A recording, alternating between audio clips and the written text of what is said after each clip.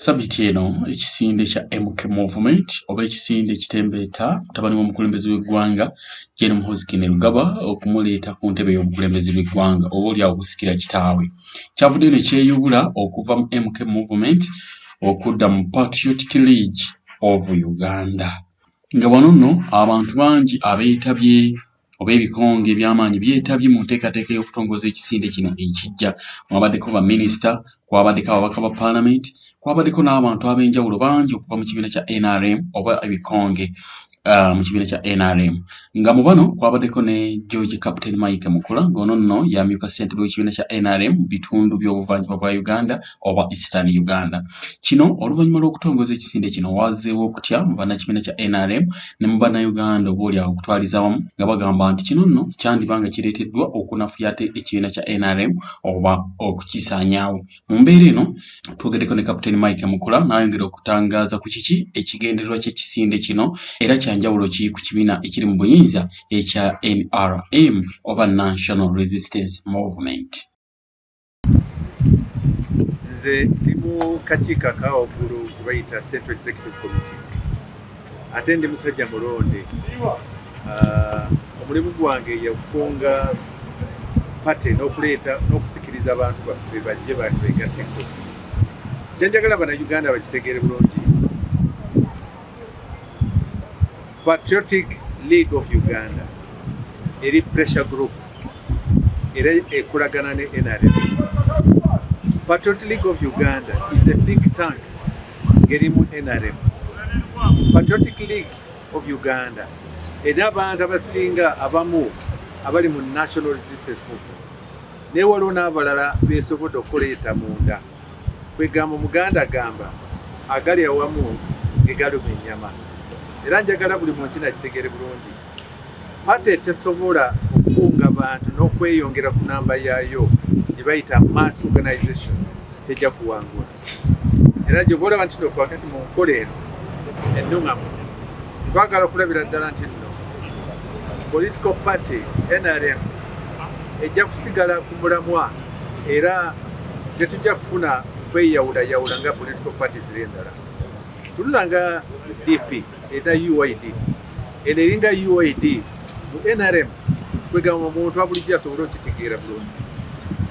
Enkola y'okulaba oba succession mu maaso tujja giteesako ng'ebiseera bituuse. Naye kati wenjogerera tetuna vacancy mu State House, Electoral Commission tenaba kufulumya enkola y'okufuna succession oba okwegamba okulonda kwa president. N'ekibiina kya NRM tenaba kufulumya ekirowoozo ekyo n'okusaba abantu bonna ayagala kwesimbawo ajje. So bannayuganda babeere bakkakamu bakitegeere bulungi nti NRM yeeyongera kati okugaziwa n'okwenyweza era gakyali mabaga. Kapteeni, okuva ensonga za Muhoozi Rugaba bwe zaavayo ne zitandika okutambuzibwa oba ekisinde ki MK Movement ekyagala omuleeta mu ntebe y'obukulembeze bw'eggwanga, bannabyabufuzi ab'enjawulo omuli abali ku ludda oluvuganya gavumenti baavayo ne bawakanya kino nga bagamba nti tetusobola kukkiriza President Museveni kusikiza ntebe ya bukulembeze bw'eggwanga mutabani we. Waakiri omuntu omulala tetusobola kukkiriza famire emu egere mu maaso n'okutufuga ebbanga eryo lyonna. Captain Mike Mukula kino ayina engeri gy'akitapuseemu ku nsonga z'okusikisa Gen Muhoozi Rugaba ku ntebe ey'obukulembeze bw'eggwanga. Nagamba success without succession is not a complete revolution. Era njagala kutegeeza nti no, a revolution mu luzungu bagiyita eri dynamic. Tesigala nga weeri. A revolution yonna esigala ng'etambula nga eya China eyali revolution of 1949. Bw'otunuulira kati nga eya Cuba eyo naye yali revolution. Bwetunuulira ensi nga Singapore, Lee Kuan Yew era bw'osoma ekitabo kye mu butambi bw'osobola okufuna from third world to the first world. Kye twagala okulaba mu maaso nze nga omuntu alina abaana alina emikwano ebirala njagala kusigala okulaba Uganda nga eri ntereekevu nga teruna bino bya duka nga bwe twayita nga bwe twali mabega. era NRM esobola okuvuga kati era mukitegere bulungi okumala emyaka 38 esinga n'abantu abamu kumwe ngeri ku bufuzi. Lwaki? Okuva mu mambuka okuserengeta ddala paka boda ya Rwanda, okuva mu banjuba boda ya Congo, Uganda nyweru. Kiki kitegeeza?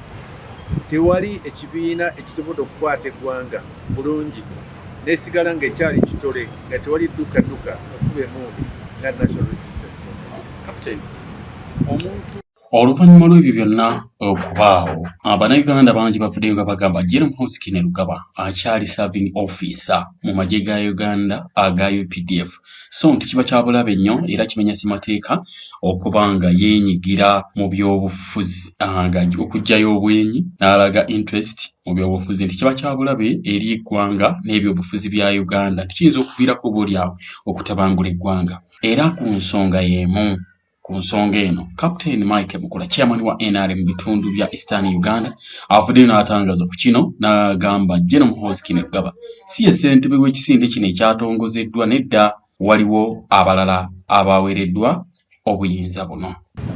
Kyenjagala kutegeeza, Muhoozi si ye chairman wa Patriotic League bwe nalaba. Twanze ndi member wa ndi solid chairman nga taata. Ne chairman wa Patriotic League ni Mwami Mawanda.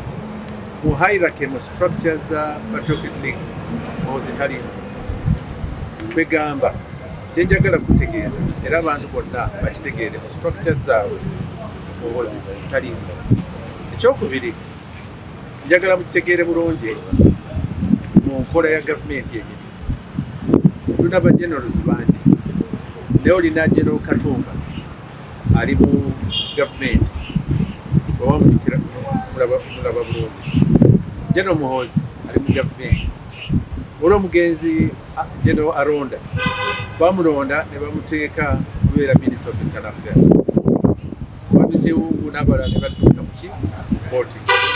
Kooti yataputa bulungi era njagala bategeeza nti kooti yakkiriziganya ne gavumenti wa president nti tewali kigaana omuntu w'amagye okwegatta mu gavumenti ebyobufuzi. General Muhoozi ndowooza ali mu special duty. Commander in chief yamanyi special duties ze. Nze siri commander in chief. Siri nze ndi member wa Central Executive Committee. Oli president era yamanyi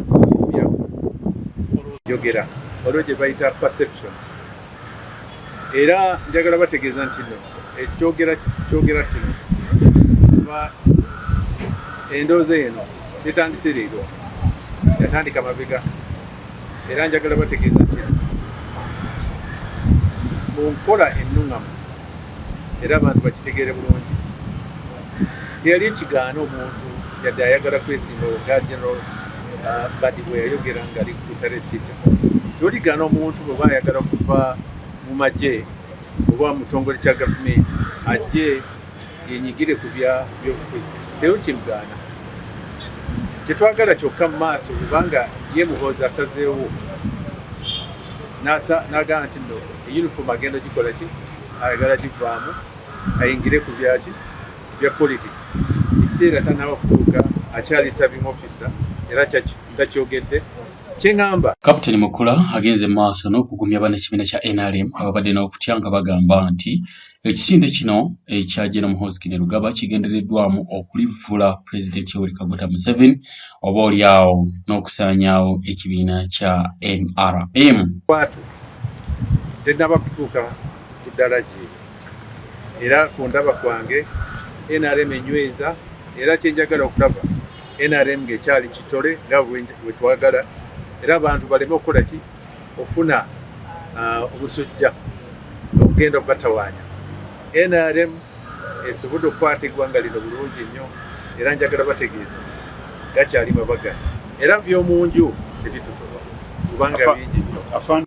Okuva lwe baatongoza ekisinde kino ki Patriotic Movement, Patriotic League of Uganda, amawulire mangi gatambula ku social media omuli naago agalaga obusosoze mawanga nga googera nti obaolyawo kino kizze kwagala kunyweza bawestana oba abantu abava mu bugwanjuba bwa Uganda mu buyinza nga ne Pulezidenti Museveni nno gy'ava mu bitundu ebyo ng'abantu bagamba ku social media okwo abagamba kino kizze kunyweza bawestana mu Uganda era waliwo eggwanga limu libadde bagamba temulituleetera wano nga mawulire mangi gatambula ku social media wabula Kapitaani Mike Mukulabano abalabudde n'agamba ebyobufuzi ebisosola mu mawanga bisaanye bikomezebwe ng'abyesigamya ku kyali mu ggwanga erya Rwanda mu mwaka gwa 1995 lw'ekinyolankoto ekyaliyo nga kifa ku mawanga ag'Abahutu n'Abatuusi abagenda mu maaso n'okwekirimbula olw'enjawukana mu byobufuzi.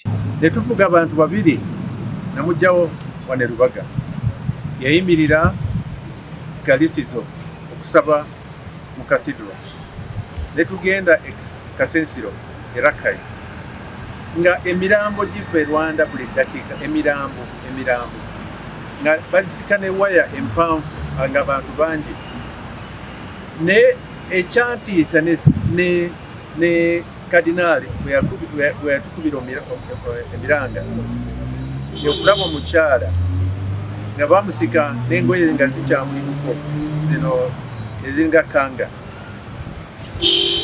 sikiina yonna ng'evuddeko naye yalina omwana omuto ng'akyali bebi omwana omuto ddala gwe tasika omwana ono olabira ddala nti n'omukyala ono yafa mu bulumi bwa waggulu nnyo nga agezaako okutaasa omwana we. Njagala kutegeeza nti no amaziga gaatulugunya. Kyenjagala kutegeeza nti no ffe ku bantu abasookera ddala okuyingira ebyumba ng'olutalo lunoze e Rwanda. Nayingira mu prefecture gye bayita ebyumba.